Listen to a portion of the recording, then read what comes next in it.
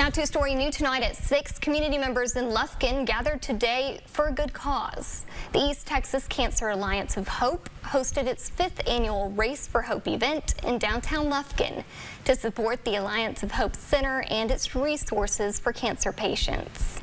East Texas News Weekend's Shekinah Davis takes us there.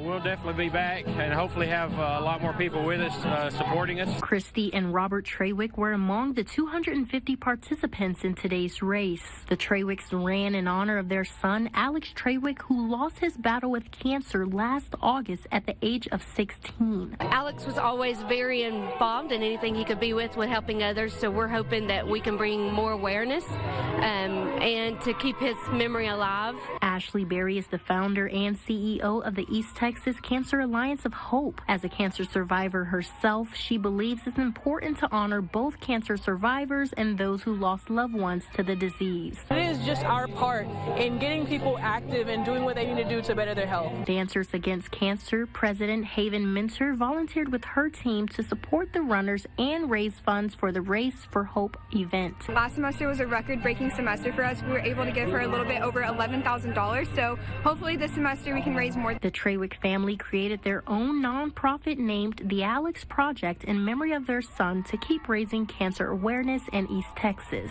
It was a short but long, agonizing time with his battle with cancer, but God saw us through it, and we hope to be a support and a help for anybody else going through that. Christy Trawick says she had her son on her mind the entire run. If he was here, he would be doing it right along beside us, so that brought us comfort. Shekinah Davis, East Texas News Weekend.